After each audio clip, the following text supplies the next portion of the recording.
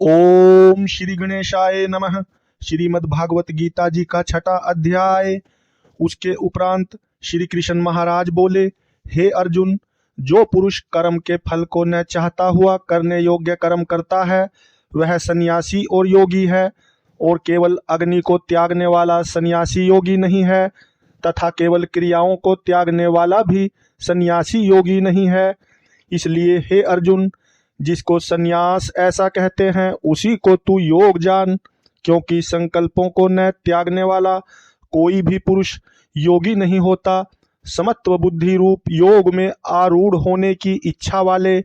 मननशील पुरुष के लिए योग की प्राप्ति में निष्काम भाव से कर्म करना ही हेतु कहा है, और योगारूढ़ हो जाने पर उस योगारूढ़ पुरुष के लिए सर्व संकल्पों का अभाव ही कल्याण में हेतु कहा है। जिस काल में न तो इंद्रियों के भोगों में आसक्त होता है तथा न कर्मों में ही आसक्त होता है, उस काल में सर्व संकल्पों का त्यागी पुरुष योगारूढ़ कहा जाता है। यह योगारूढ़ता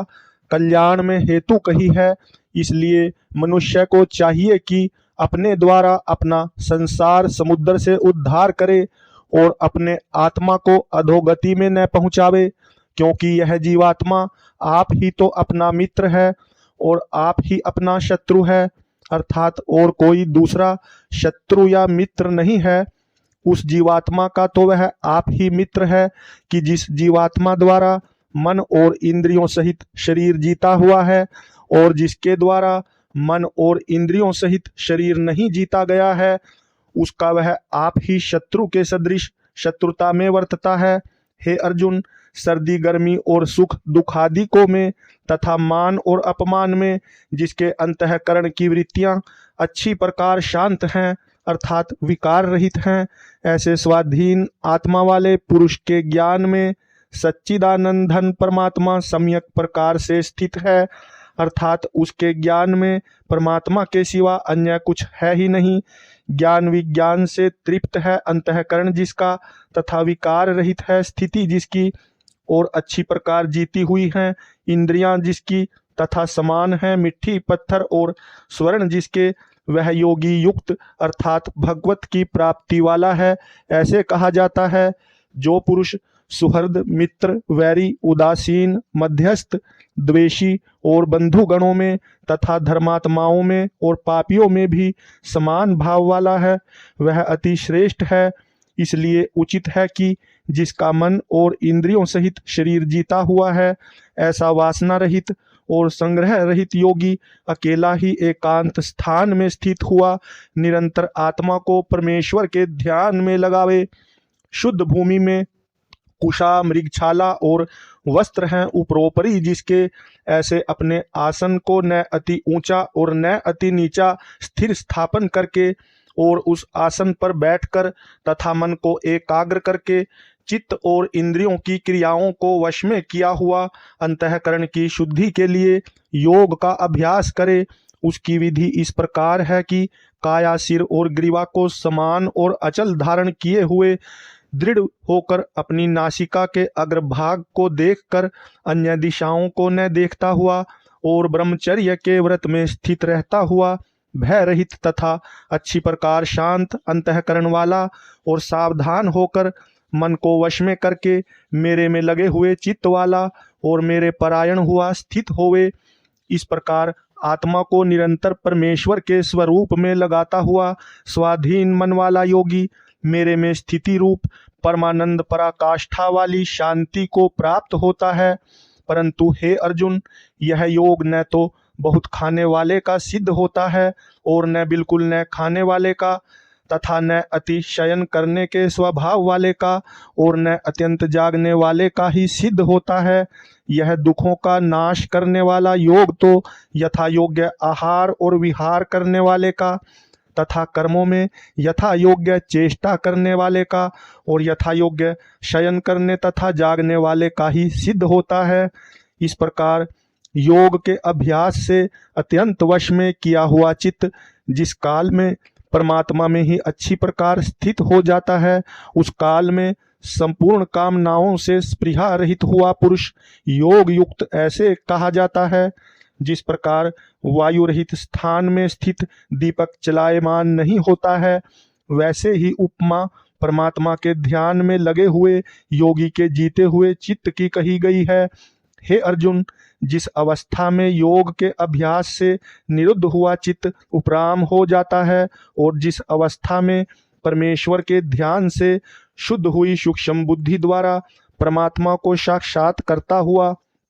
सच्चिदानंद धन परमात्मा में ही संतुष्ट होता है तथा इंद्रियों से अतीत केवल शुद्ध हुई सूक्ष्म बुद्धि द्वारा ग्रहण करने योग्य जो अनंत आनंद है, उसको जिस अवस्था में अनुभव करता है और जिस अवस्था में स्थित हुआ वह योगी भगवत स्वरूप से नहीं चलायमान होता है और परमेश्वर की प्राप्ति रूप जिस लाभ को प्राप्त होकर उससे अधिक दूसरा कुछ भी लाभ नहीं मानता है,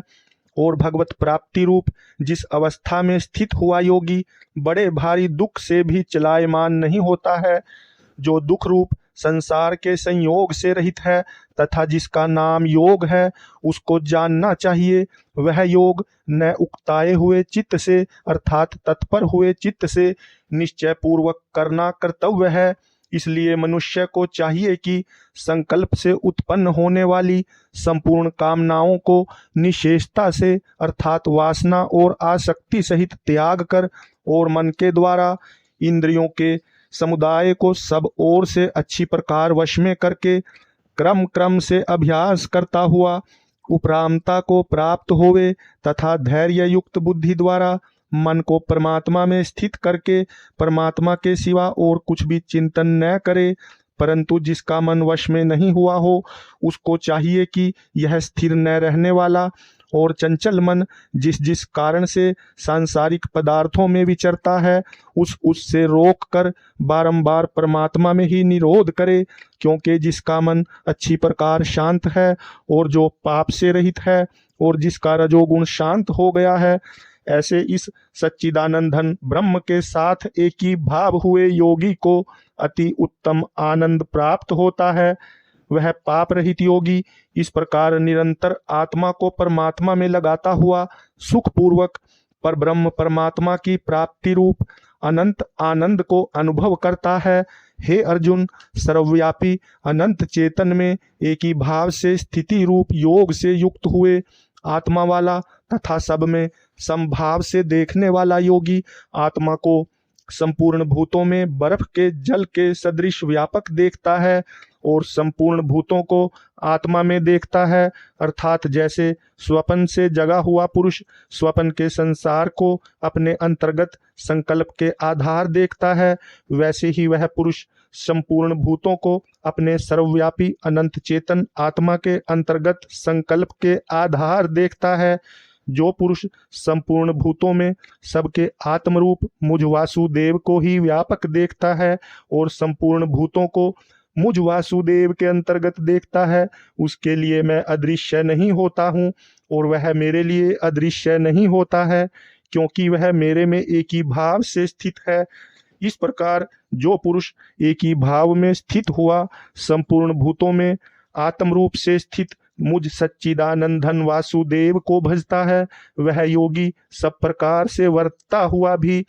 मेरे में ही वर्तता है, क्योंकि उसके अनुभव में मेरे सिवा अन्य कुछ है ही नहीं। हे अर्जुन, जो योगी अपनी सादृश्यता से संपूर्ण भूतों में सम देखता है और सुख अथवा दुख को भी सब में सम देखता है, वह योगी परम श्रेष्ठ माना गया है।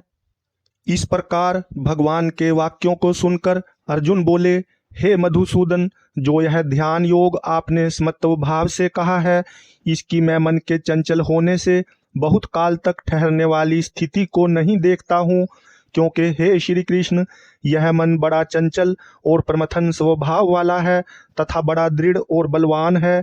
इसलिए इसका वश में करना मैं वायु की भांति अति दुष्कर मानता हूँ। इस प्रकार अर्जुन के पूछने पर श्री कृष्ण भगवान बोले, हे महाबाहो, निसंदेह मन चंचल और कठिनता से वश में होने वाला है, परंतु हे कुंती पुत्र अर्जुन, अभ्यास अर्थात स्थिति के लिए बारंबार यत्न करने से और वैराग्य से वश में होता है, इसलिए इसको अवश्य वश में करना चाहिए, क्योंकि मन को वश में न करने वाले पुरुष द्वारा योग दुष्प्राप्य है, अर्थात प्राप्त होना कठिन है, और स्वाधीन मन वाले प्रयत्नशील पुरुष द्वारा साधन करने से प्राप्त होना सहज है, यह मेरा मत है। इस पर अर्जुन बोले, हे श्री कृष्ण, योग से चलायमान हो गया है मन जिसका, ऐसा स्थिर यत्न वाला श्रद्धा युक्त पुरुष योग की सिद्धि को अर्थात भगवत साक्षात्कारता को न प्राप्त होकर किस गति को प्राप्त होता है? हे महाबाहो, क्या वह भगवत प्राप्ति के मार्ग में मोहित हुआ आश्रय रहित पुरुष छिन्न भिन्न बादल की भांति दोनों ओर से अर्थात भगवत प्राप्ति और सांसारिक भोगों से भ्रष्ट हुआ नष्ट तो नहीं हो जाता है? हे कृष्ण, मेरे इस संशय को संपूर्णता से छेदन करने के लिए आप ही योग्य हैं, क्योंकि आपके सिवा दूसरा इस संशय का छेदन करने वाला मिलना संभव नहीं है। इस प्रकार अर्जुन के पूछने पर श्री कृष्ण भगवान बोले, हे पार्थ, उस पुरुष का न तो इस लोक में और न परलोक में ही नाश होता है, क्योंकि हे प्यारे, कोई भी शुभ कर्म करने वाला अर्थात भगवत अर्थ कर्म करने वाला दुर्गति को नहीं प्राप्त होता, किंतु वह योग भ्रष्ट पुरुष पुण्य वालों के लोकों को अर्थात स्वर्गादिक उत्तम लोकों को प्राप्त होकर उनमें बहुत वर्षों तक वास करके शुद्ध आचरण वाले श्रीमान पुरुषों के घर में जन्म लेता है, अथवा वैराग्यवान पुरुष उन लोकों में न जाकर ज्ञानवान योगियों के ही कुल में जन्म लेता है। परंतु इस प्रकार का जो यह जन्म है सो संसार में निसंदेह अति दुर्लभ है। वह पुरुष वहाँ उस पहले शरीर में साधन किए हुए बुद्धि के संयोग को अर्थात समत्व बुद्धि योग के संस्कारों को अनायास ही प्राप्त हो जाता है, और हे कुरुनंदन, उसके प्रभाव से फिर अच्छी प्रकार भगवत प्राप्ति के निमित्त यत्न करता है। वह विषयों के वश में हुआ भी उस पहले के अभ्यास से ही निसंदेह भगवत की ओर आकर्षित किया जाता है, तथा समत्व बुद्धि रूप योग का जिज्ञासु भी वेद में कहे हुए सकाम कर्मों के फल को उल्लंघन कर जाता है। जबकि इस प्रकार मंद प्रयत्न करने वाला योगी भी परम गति को प्राप्त हो जाता है, तब क्या कहना है कि अनेक जन्मों से अंतःकरण की शुद्धि रूप सिद्धि को प्राप्त हुआ और अति प्रयत्न से अभ्यास करने वाला योगी संपूर्ण पापों से अच्छी प्रकार शुद्ध होकर उस साधन के प्रभाव से परम गति को प्राप्त होता है, अर्थात परमात्मा को प्राप्त होता है। क्योंकि योगी तपस्वियों से श्रेष्ठ है और शास्त्र के ज्ञान वालों से भी श्रेष्ठ माना गया है, तथा सकाम कर्म करने वालों से भी योगी श्रेष्ठ है। इससे हे अर्जुन, तू योगी हो। हे प्यारे, संपूर्ण योगियों में भी जो श्रद्धावान योगी मेरे में लगे हुए अंतरात्मा से मेरे को निरंतर भजता है, वह योगी मुझे परम श्रेष्ठ मान्य है। ओम इति श्रीमद्भागवत गीता रूपी उपनिषद एवं ब्रह्म विद्या तथा योग शास्त्र विषयक श्री कृष्ण और अर्जुन के संवाद में आत्म संयम योग नामक छठा अध्याय। हरि ओम तत्सत, हरि ओम तत्सत, हरि ओम तत्सत।